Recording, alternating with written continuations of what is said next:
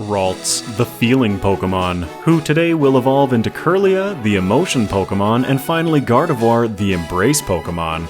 Welcome everyone, I'm Exceptional and I hope you are too.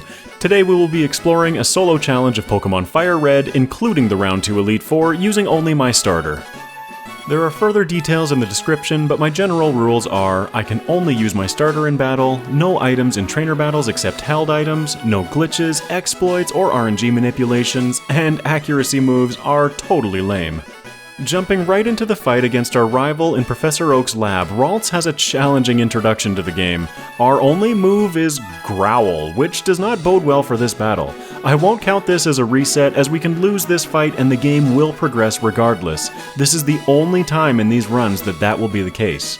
Thankfully, we have a solution pretty quickly for this when we learn Confusion at level 6, but we have to get there first. I go through the early game and bring myself into Viridian Forest as soon as possible. Here I'm hunting for either a wild Kakuna or Metapod. To level up, first we need an attacking move. That move will come in the form of Struggle, so first we have to use all 40 power points of Growl. I hunted for the Cocoon Pokemon because they can't attack, only Harden. Unfortunately, Harden has a default max PP of 30, 10 less than Growl, so we will need to find more than one. I want to conserve as much HP as I can at this stage. Finally, our Growl PP is depleted and I can use Struggle. The second problem though is that Ralts is not very strong, particularly in physical stats, which is what affects Struggle in this generation. With only 28, 25, and 25 in HP, attack, and defense respectively, I find that I'm taking a little too much damage against this level 4 Wild Weedle. Yeah, I said it. We take our first reset, back to Cocoons. Because of the magic of video editing, I won't include all of the wild battles that I ran from. In FireRed, Kakuna has a 10% chance to appear and Metapod only 5%, so I did have to do a little hunting. Finally, we reach level 6, learn Confusion, and now we're ready to roll. Good things come in threes, right? So probably bad things too. Ralts is also held back by being part of the slow growth rate group, which is going to make a lot of sense once we've reached our powered up final form. But in the early game with a base stat total of only 198, it can get a little tedious. I defeat all of the trainers in Viridian Forest because I'm predicting that though Brock's Pokemon aren't particularly defensive and special, Ralts won't be taking hits very well either. I head directly to Brock to test my luck at level 10. Our special advantage is demonstrated clearly as turn 1 we crit Confusion getting an Oko or one-hit knockout against Geodude. Onix is next and it seems like we're going to need 4 hits to take it out. We trade some blows back and forth, but Onix hasn't used his most powerful move yet, Rock Tomb. Even his much weaker tackles are doing around a quarter of our health. He hits a Rock Tomb and takes us down. I wipe twice more here before deciding to do a little bit of grinding. I level up to 11, including defeating Camper Liam in the gym. I really don't want to grind a bunch here unnecessarily, so I try Brock again. This time, a couple of misses from Onix and a crit Confusion win us the day. Oh boy, I'm gonna need to test this before the next run. I continue along Route 3, then Mount Moon. I'm only battling the trainers that I need to because I forgot what level Ralts evolves at. For some reason I thought it was 18 instead of 20. Just know that it was my intent to evolve before facing Misty or Rival 2. I also dipped down the ladder between Last Miriam and Youngster Josh to grab TM46 Thief. On the way out I grabbed the Helix Fossil because, obviously, before teaching Thief. This will give us a 40 base power Dark move as a second offensive option using our special stat. Remember, in Generation 3 the typing of a move determines whether it's physical or special. I head straight to Misty's gym and defeat both trainers. Pay attention to the timer and resets. With Ralts being so frail, I get another reset against Picnicker Diana's Goldeen. I have a sneaking suspicion that we are not ready for Misty. Let's try Rival 2 instead. I make sure to save because saving is super important. Against his lead Pidgeotto, 3 things go very wrong again. First, our Confusion is doing an uninspiring amount of damage. Second, Pidgeotto's Quick Attack is doing around a third. And third, we're out of power points. I heal and try one more time just in case my gut feeling is wrong because I really don't want to go grind in the grass. The only available patch to us right now is chock full of attack EVs that I have no interest in. Given how this fight goes though, that's where I'm heading. While I grind, I'd like to step back real quick to how typing determines whether a move is physical or special in Generation 3. I like to use a neat trick to remember which is which. In modern Pokemon, if an evolution exists for the type, it's special plus dragon. Flareon, Vaporeon, and Jolteon cover fire, water, and electric. Espeon and Umbreon cover psychic and dark. Leafeon and Glaceon cover grass and ice, and finally Dragonion, because I think a dragon-type evolution would be awesome. The fairy type doesn't exist until Gen 6, so don't worry Sylveon, I didn't forget about you. Throughout grinding, I did try both battles again, but Ralts got stomped flat. Finally, Ralts reaches level 20 and evolves into Kirlia, giving us some nice, but not game-ending stat boosts. I try Misty, and although we're doing much better this time, trust me, Staryu is still outspeeding and does over half to Kirlia before dropping. Starmie then comes out and cleans us up with a single Water Pulse. So how's Rival 2 now? We are doing around half to Pidgeotto with Confusion. His wing attacks are still nothing to sneeze at, but we can tank them much better this time. With the heavy-hitting Pidgeotto out of the way, Rattata is a one-shot, Charmander takes 2 while doing a bit more damage, and Abra, as always, is free. As I progress along Route 25, I'll explain why I chose Charmander for our Rivals team. When choosing an ace for the rival, it's important to remember his other 2 Pokemon that are selected as a result of the ace. I knew that of all of them, Exeggutor was likely to cause the most problems for me, so it was between Blastoise and Charizard. With my endgame strategy in mind, I felt that Charizard would be more threatening, simply because of its speed. I'll be hitting both for super effective damage, but if Charizard outspeeds, then at least we're going to take some damage from it. Now with a few extra levels under our belt, let's try for Misty again. I would prefer to defeat her now and not have to backtrack later if at all possible. I make sure to equip my Person Berry to give us the best possible shot. Turn 1 against Staryu, it seems like it's still outspeeding us, but Confusion is doing a significantly higher amount of damage. On the second turn, I discover that we are in fact speed-tied with Staryu as we move first, taking it out. Starmie comes out and we exchange some blows back and forth. As it happens though, Starmie is just a little too powerful and takes us out again. But did you see what's sitting in slot 4 of our moveset? At level 21, Kirlia learned Calm Mind, a setup move that increases both our special attack and special defense by 1 stage when used. This time against Staryu, I set up to +2 before taking it out, fortunately having not taken any damage again. At +2, we're much better equipped for Starmie, and although it does go down to the wire with Kirlia only having a single hit left in her, we drop Starmie. It feels like this is when the game is really gonna start opening up. I proceed to Vermilion, catching a Pidgey and only a single Meowth as my cheerleaders. No Meowth army today, Gardevoir will not need them. On the SSN, I only grab the berries from the garbage cans in the kitchen, bringing us to Rival 3. That was kind of an odd thing to say, but anyway, because of Kirlia's ability Trace, we're copying the ability from the lead Pokemon of every trainer we face. Against Pidgeotto, we trace Keen Eye, preventing accuracy loss, which is a 2-sided coin. We won't be sand attacked, but it forces Pidgeotto into full offense. We knock it out, having taken about 1/3 damage. Raticate is next and hits a big Hyper Fang for another 1/3 of our health before we take it down 2. 2 down, 2 to go with only 1/3 HP remaining. Kadabra can now attack us and gets in a bit of chip damage so that by the time we take it out, we're at 14 out of 62 health. Charmeleon is last, and this is an amazing alignment of damage ranges. Our Confusion must have brought him to just over 1/3 HP, keeping him out of blaze range as he hits an Ember, taking Kirlia to 2 hit points. If we'd done a point or 2 more damage with Confusion, we would have lost here. We clean it up on the next turn, leveling up to 26 and learning Psychic, our most powerful stab or same type attack bonus move. Psychic is going to help us a lot against Lieutenant Surge. I make sure to have a Cherry Berry equipped before engaging him for safety. Voltorb leads and hits us with a Sonic Boom, a fixed damage move that will always do 20 damage. Ouch. Psychic carves through Voltorb and the following Pikachu. We're doing well over half to Raichu, but unfortunately on turn 2 he scores a critical hit Shockwave, taking out Kirlia for another reset.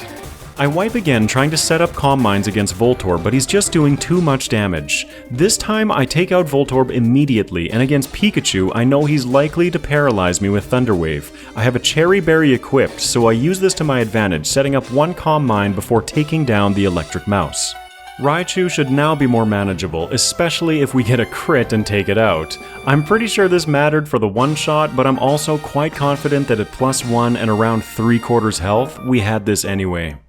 I proceed through Rock Tunnel where along the way I face Hiker Dudley. You may know him from Generation 1 as the infamous self-destructing Hiker. Kirlia rolls through him, leveling up to 30. This is when the run begins to approach peak fun levels. Kirlia evolves into Gardevoir, our final form, for a big stat increase including nearly doubling our special attack. Now fully evolved, our nickname makes sense. Zelda is a fairy princess, and so is Gardevoir. She doesn't get the fairy typing until Gen 6, but I'm so happy that she does. As a kid, I loved Gardevoir, but my opinion of her may ruffle a few feathers. For a long many years, I only ever thought of her as Discount Alakazam. After my typical welcome to the mid-game chores, I grab the coin case and head straight to Erica's gym. I defeat only the mandatory trainers on the right side for the special attack EVs. Because the grass typing is pretty much synonymous with the poison typing in Gen 1, we have a type advantage against Erica's most powerful Pokemon. Despite being only 2 levels higher, we easily one-shot her lead Victory Bell, and against the non-threatening Tangela, I set up to +2 with Calm Mind before taking it down. I wanted a little bit of safety here, and at +2 it's no surprise that her Ace Vileplume is also an Oko. I then clear the Rocket hideout below the game corner and head to Pokemon Tower following the Rocket plotline. Gardevoir is powerful enough that I should be able to clear everything in a fairly linear way through the mid-game, not having to backtrack at all. Our power is demonstrated in the Rival 3 fight as we smash through his team. You may also notice that our power points across the board are very low. I haven't been to a Pokemon Center in a long time. Who needs Poké Centers though, when you can manage your PP to bring you nearly perfectly into this healing zone in Pokemon Tower? I love little optimizations like this. I head directly to Sylph after clearing out all of the trainers for the special attack EVs in Pokemon Tower. I collect all of the high value items and skip the majority of the trainers in here. Gardevoir wants 2 things in the next section of the game: as many vitamins as we can afford while keeping 80k for a move from the game corner. Entering Rival 5 at level 40 puts us at the same level as his ace. Gardevoir is a phenomenal special attacker though, and an unboosted Psychic nearly one-shots his lead Pidgeot. Against Gyarados, I elect to use a single Calm Mind as it uses its most threatening move, Dragon Rage, for a fixed 40 damage. With that little bit of setup though, the rest of his team goes smoothly, with only the Alakazam surviving Thief. But in this battle, Alakazam's moveset is pretty lackluster, so I feel no threat and take out Rival 5 with ease. I then clear every trainer in the Saffron City Gym for the special attack and special defense EVs before taking on Sabrina herself. Against her Kadabra, I get the best mental image of how this battle went. The stage is set, the challenger approaches as both parties release their lead Pokemon. The crowd is lighting up, there's electricity in the air. Then, Zelda and Kadabra sit there meditating for several turns. The crowd doesn't know what to make of it. Anyway, after some setup wards versus the Kadabra, this fight is an absolute cakewalk. Our next stop is Fuchsia City. I teach Substitute, clear the Safari Zone, and work my way through Koga's gym, defeating only the trainers that snagged me along the way. Usually I try to set up a little safety against Koga because his poison and accuracy tactics can get the better of you if you're unprepared. Today though, Zelda uses 4 Psychics for 4 Okos. Even the tankier Muck can't stand up to the preposterous potency of our princess's psychic power. With 6 badges under our belt, I head back to Celadon to spend our hard-earned money on a TM that we can't use. Clearly, preparations A through G have failed so far in this run, so we have to go with H. Forgot the evolution level, bought a high-cost TM that we can't use, so I reset. I have to rebattle Koga, but that's not a massive time loss. Hey look, the move I bought was correct after all, and you'll never know the difference. With our endgame moveset established, we make our way to Cinnabar to defeat Blaine. In his gym, I follow the Poké Quiz mechanic, skipping all of the trainers. I fumble with my move choice for a second against his lead Growlithe, but then decide to simply set up to +2 and sweep his entire team. In Giovanni's gym, I only defeat the 2 mandatory trainers. Well, not really, because against Cool Trainer Warren, I have made yet another mistake. I run out of Psychic PP, so I can't hit 80% of his team. This has been some questionable gameplay on my part, to say the least. I I come back after rebattling Blaine, only having lost about 1.5 minutes. Silly, silly, silly. Once we make it to Giovanni though, it's another series of one-shots without any setup needed. Gardevoir has completed the gym challenge. Rival 6 stands between us and the league. I set up a sub against Pidgeot, but because Zelda traced Pidgeot's keen eye, it's going full offense, so I only managed to set up one Calm Mind before taking it and Rhyhorn out. Exeggcute survives in red bar, paralyzing us with Stun Spore before it too goes down. Because of this, our speed is cut and we get a fully paralyzed turn against Charizard, allowing it to do some significant damage to Zelda before we take it out. His remaining team does fall, but that was a little dicey. I knew that the egg/coconut Pokemon would give us problems.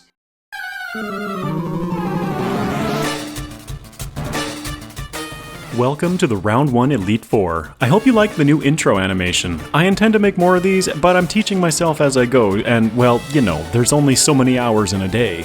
Against Lorelei, I set up against Dugong to +3 with Calm Mind, taking it out with a Thunderbolt. I level up to 53, but we're still a lower level than her ace Lapras. With our setup and having a super effective move here though, Zelda manages to electrify her remaining Pokemon for an easy victory. Against Bruno, I set up a sub turn 1. This allows us to not only tank a few Rock Tombs, but negates the secondary effect that Rock Tomb has, which would lower our speed if it were making direct contact. I've set up to +3 when Onix breaks our sub, so I decide to go for it. I'm actually using Thunderbolt against his Fighting-type Pokemon. I'm confident in Zelda's special attack and want to conserve PP on Psychic for the upcoming Agatha and Lance fights. PP restoring items are a limited resource, so managing them is critical to success in these runs. Lance's team is no match for a +3 Gardevoir.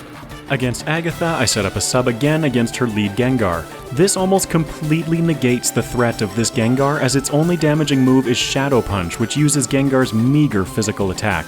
I set up to +2 and I grab my broom. One shot, one shot, one shot, one shot. Agatha is swept. Dragon Master Lance is going to be a much tougher battle. His Pokemon have a lot more physical prowess backed up by bulky stats. I set up to +2 against his lead Gyarados before taking it down, then the incredibly speedy Aerodactyl comes out, bashing Gardevoir with Ancient Power and bringing us to around a third. Dragonite needs to be a one-shot for us to succeed here. We don't even bring it to red bar though, as it fires off a stab wing attack, taking us down. I wipe 3 more times here, incrementally increasing our level over damage rounding thresholds with rare candies. This is the attempt at level 60. I'm following the same strategy as before, just at a higher level. Gyarados does more damage to us, so after Aerodactyl we're below a quarter health coming into Dragonite. At level 58, I was bringing Dragonite deep into red bar, but at level 60, and with a crit, we guarantee the one-shot. Note to self, test this. His remaining 2 Dragonairs fall without issue. It's champion time. Against his Pidgeot, I continue trying to set up behind a sub, continuing also to forget that with a traced Keen Eye, Pidgeot will never go for Sand Attack. I think I'm my own victim of falling into the same strategy too often. I set up to +2 and begin carving a path through his team. Exeggutor is last, and both of our moves are resisted, so I go for the more powerful Psychic. We take it to low yellow bar and get a special defense drop. Exeggutor fires back with an Egg Bomb, taking Zelda to only 30 HP. Yikes. Because of the special defense drop though, our next Psychic takes it out, claiming the victory. I swear, Exeggutor should have been his ace Pokemon in this run. That was a scary final couple of turns. Gardevoir clocks in with a round 1 time of 1 hour, 29 minutes, and 25 seconds at only level 61 with 18 resets. This took 5 hours and 8 minutes of game time. I pretty much just set the cruise control through the Sevi Island plotline. Usually at this stage of the game, a solo Pokemon is so powerful that it's rare to not get one-shots until the last 3 opponents. I haven't mentioned this in a while, but the requirement to unlock the National Dex, and by extension the second part of the Sevi Island plotline, is to have a Pokédex total of 60. I'm strictly interested in the abilities of the Pokemon that I'm currently running, not my personal ability to catch Pokemon. So after the Round 1 Elite Four, I quickly put my save file into its third-party software. I use PKHeX to edit my dex total because I much prefer things that challenge my brain instead of my patience.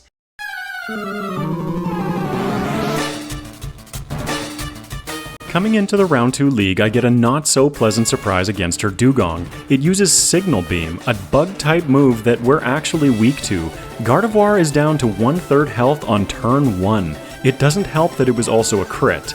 If we'd had the fairy typing, this would have hit for neutral damage, but because that doesn't exist yet, it was super effective. I defeat Dugong, Cloyster, and Piloswine while allowing myself a bit of recovery from our held leftovers. Because we're only at +1, Jinx survives at around 1/3, putting us to sleep. Our sleeping princess desperately needs Prince Charming to come wake her up as Jinx fires off attack after attack, bringing us into red bar before we finally wake up and take it down. Thank goodness for leftovers, eh? We're not out of the woods yet though. I use Thunderbolt against Lapras and it holds on with barely a sliver, countering with Surf, taking Zelda to 13 HP. After 2 turns of healing though, we hit the range that we needed to take her down. Whew, that was close. Against round 2 Bruno, our strategy remains largely unchanged, but I do want to set up a little bit more. Both of his Onyxes have evolved into Steelixes, who now resist our Psychic and are immune to our Thunderbolt. I play it safe, setting up subs after they break and setting up all the way to +4. At +4, even a resisted Psychic is more than the base 65 special defense Steelix can handle. His second Steelix comes out, falling to Psychic, and I OHKO his Hitmons with 2 Thunderbolts, but I switch back to Psychic just in case for Machamp. We are 1 level lower than it after all. Round 2 Agatha packs a bit more punch with her lead Gengar, but it is usually interested in confusion and sleep tactics. These moves are completely inert against our sub, so I set up to +2. Her Crobat outspeeds breaking our sub as I one-shot it, and then her Ace Gengar comes out also outspeeding and hitting a big Shadow Ball for over half of our health. A crit would have ended us. Noted. Her back 2 are Misdreavus and Arbok, who pose no threat as we outspeed and take them out easily. Dragon Doctoral Lance is, ironically, much easier than Dragon Master Lance. All his lead Gyarados wants to do is paralyze us, so once we're behind a sub, we can set up with impunity. I'm confident that +4 is enough, so Zelda fries it with a 4x super effective Thunderbolt. I take out his Kingdra and weaker Dragonite, leveling up to 69. Nice. Aerodactyl is obviously faster and breaks our sub before falling itself. We're 3 levels lower than his ace, but we outspeed, and because of our setup, we one-shot Dragonite. I steal myself, heal up, use an elixir, and proceed to the round 2 champion. Let's see if Zelda's dominance is gonna continue. His lead Heracross knows Mega Horn, which I'm confident he will be prioritizing. If we get hit by that, I am 100% convinced that we would be one-shot, so I take it out immediately with Psychic. I then try to use Alakazam to set up, and though we manage to get to +2, we're taking a lot of damage from the Psy Pokemon.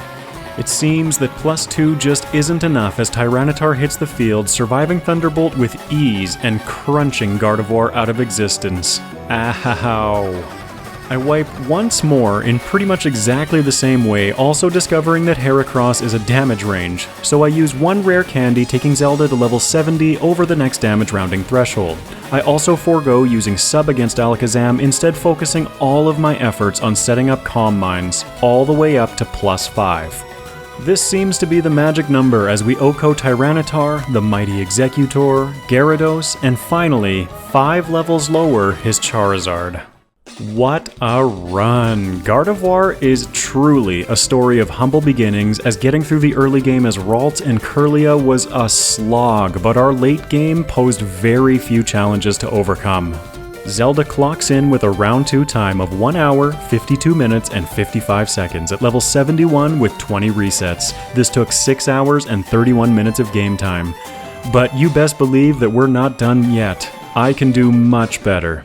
The first thing I had to change was a small tweak to the overlay. After a few hours of staring at it, editing playthrough 1, I decided it was a little too pink, so I added a splash of green. Aesthetics are important. One change that I make in every follow-up playthrough is nicknaming my Pokemon with a name that's only 1 character. This saves a fair amount of time over a run, as the game is no longer taking additional time to spell out the full name. 1 frame per character, if I recall correctly. That leads beautifully into the second major change, our ability. In my initial playthrough, I thought that Trace would give us some tactical freedom as opposed to Synchronize, which is much more situational. The reality was that Trace made the rival's Pidgeot harder to set up against and wasted a lot of time, as at the start of every single battle we received an extra dialogue box indicating what ability we traced. Every single battle. I follow the exact same strategy in the early game, this time focusing exclusively on finding Cocoon Pokemon to deplete our PP and grind to level 6. Fool me once, Weedle, shame on you. Fool me twice, shame on me. I'm sure every one of you is watching this on the edge of your seat, watching me deplete Growl PP, so let's just jump right to Brock. I have now defeated all of the trainers in Viridian Forest, Camper Liam in the gym, and a couple extra wild battles to bring us to level 11 learning Double Team. Because it's a move that we've learned early on, I don't feel too bad about using it, setting up 2 against Geodude before going on the offense. Onyx is out, and because of our slightly higher evasiveness, he misses enough times that after a few turns of confusion, we make it through Brock on our first attempt, starting strong, right on. I followed the same route as last time, grabbing Thief and Mount Moon and defeating a few extra trainers so that when we hit Cerulean City, we've evolved into Kirlia. There are 2 berries that I'm aware of before Mount Moon, Persum next to the Poké Center outside the cave, and Orin next to youngster Calvin and his level 14 Spearow. I have that Orin berry equipped for Rival 2. Without Trace anymore, Pidgeotto, of course, wants to use Sand Attack all day long. Jerk. I do end up missing once, but take it out with 2 confusions. Against the Rattata, I outspeed and hit confusion for the Oko. With the 2 scariest members of his team for Kirlia out of the way, Charmander does manage to do some decent damage, activating our berry while we miss one more time, but we do take it down. Based on my remaining health, we would have been fine without the berry, but I am really glad that I had it equipped. I blast through Nugget Bridge and Route 25, bringing us back to Misty.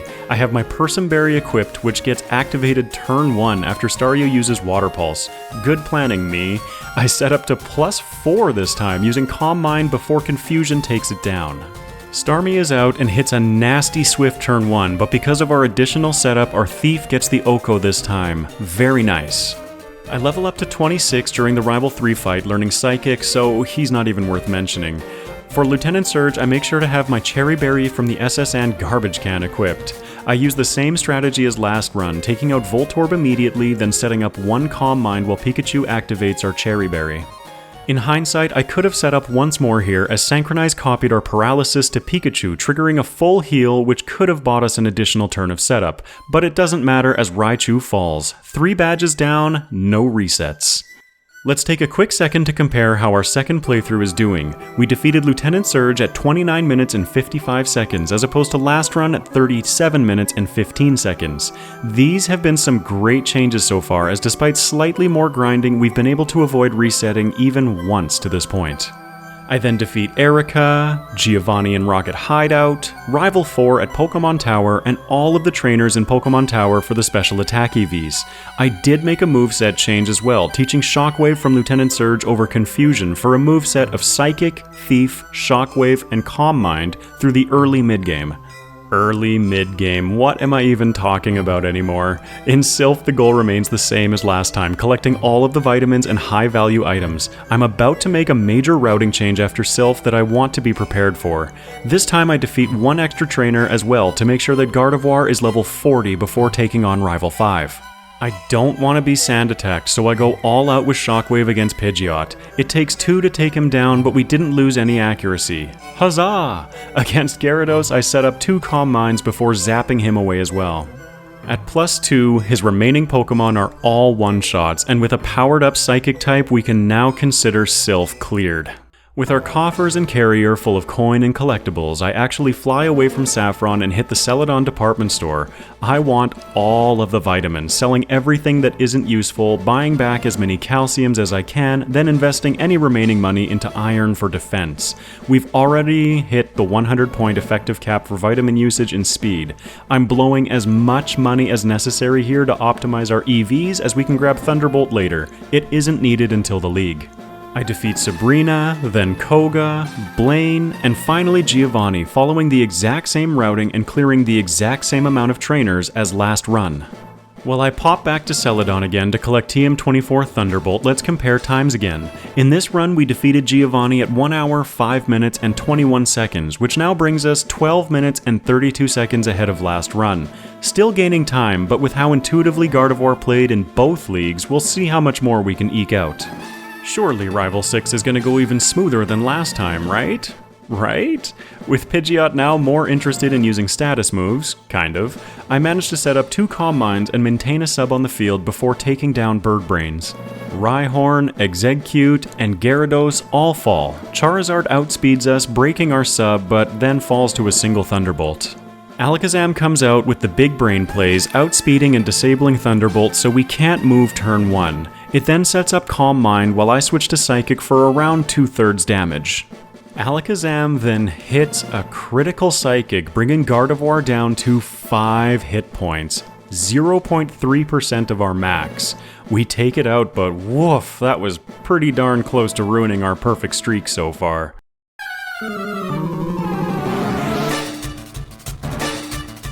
Round 1 Lorelei's Dugong only attacks with Special, so I begin setting up Calm Minds right off the bat. Mistake. I set up to +2, then Dugong hits an Ice Beam, freezing Gardevoir.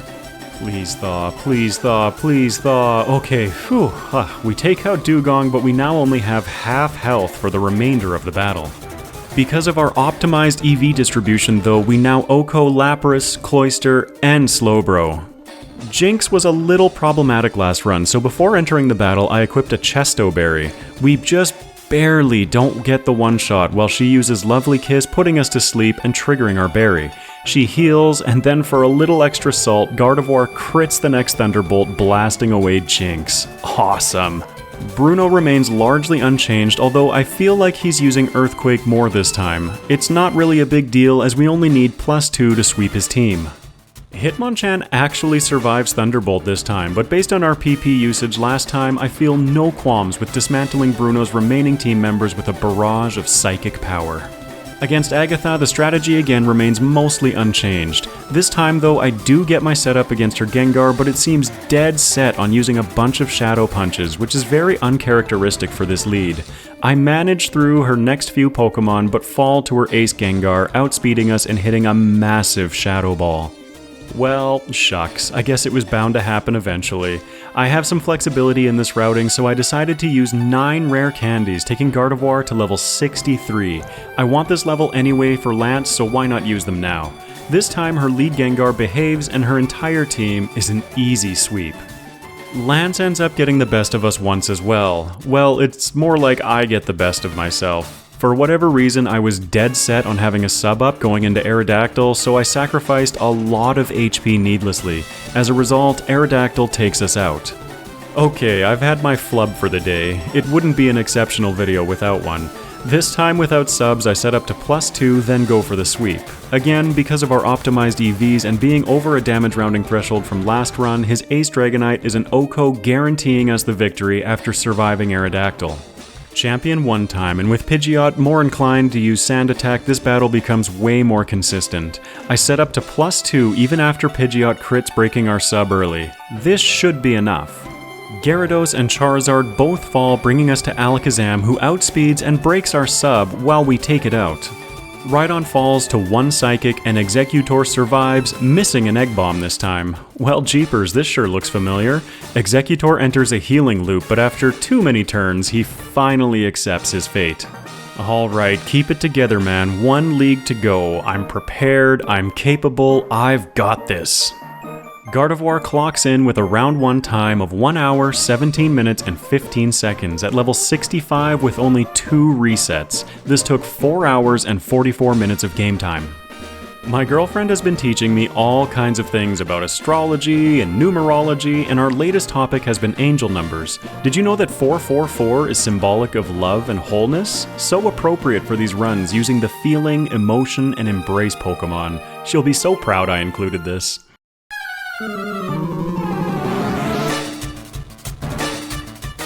We're back in the league for round 2. Because of our additional levels for round 1 Agatha and Lance, we now start the league at level 68. Against Dugong, I forgo the sub and set up to +2 while tanking 2 signal beams. Remember, in Generation 3, because these moves are bug type, they are physical, not special.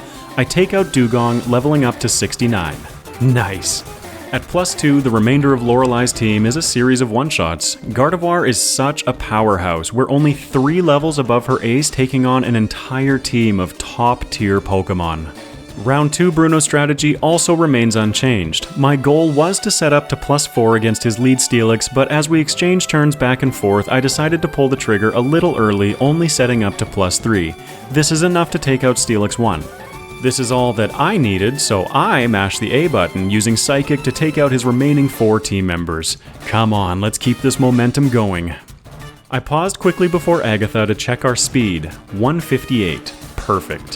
158 plus the 10% badge boost from the Thunder badge puts us at 173. Unfortunately not 174 because of the truncation of decimals in FireRed.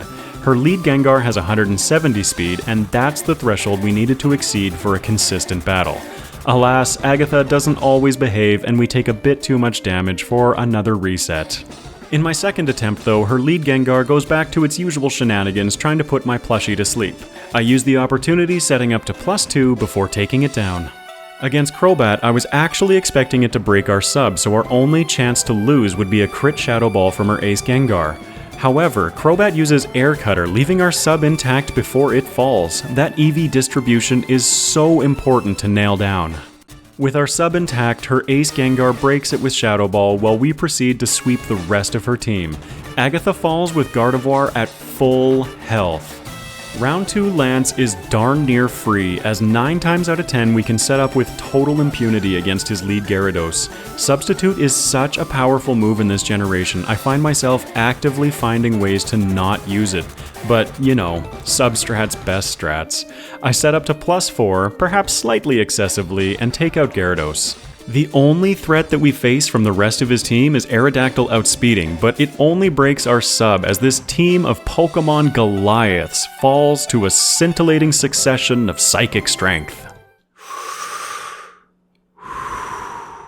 Okay, I use our last 2 rare candies, bringing I to level 73 over the next damage rounding threshold. This guarantees the one-shot on Heracross, who is simply too dangerous to tangle with. In the last part of the Lance battle, as we were sweeping, all that was running through my head was Elixir, Elixir, Elixir.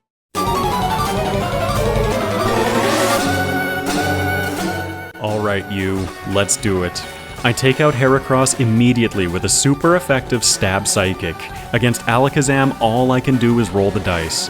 I set up to +5 with Calm Mind, hoping for as many turns from Alakazam that aren't Shadow Ball that I can muster.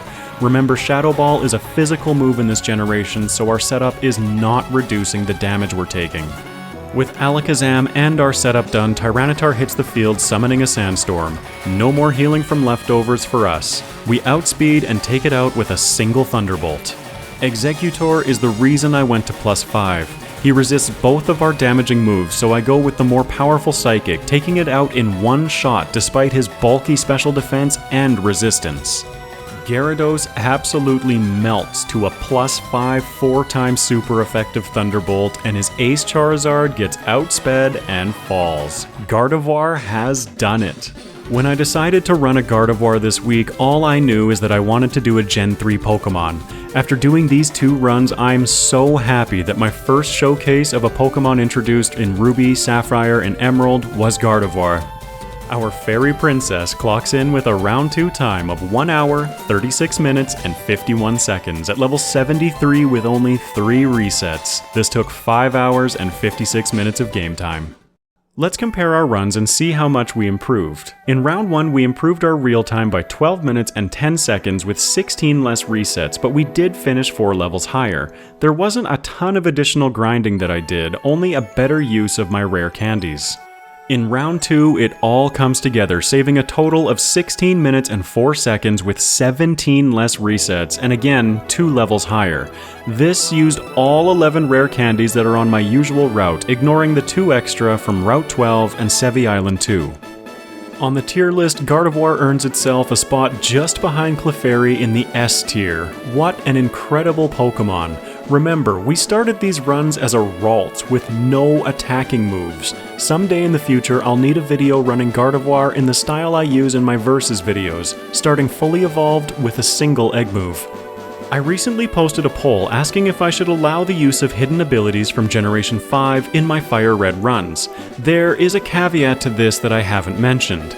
Many of the hidden abilities that interest me, such as Moxie, simply didn't exist in Gen 3, so I couldn't use them even if I wanted to. In some fringe cases like Politoed, its hidden ability is Drizzle, which did exist in Generation 3. Given the poll results so far, it seems like the majority of you would prefer to see me include these hidden abilities where applicable. Quick shout out to Tyler in the comments for bringing this to my attention and prompting this discussion. If you've made it to the end of the video, thank you so much. Going back to love and wholeness, I can't express how much of both I've been experiencing as my channel grows. It's all thanks to your support. If you feel like I've earned it, leave a like and comment on how I'm doing, what you'd like to see in the future, or just to say hi. Balo!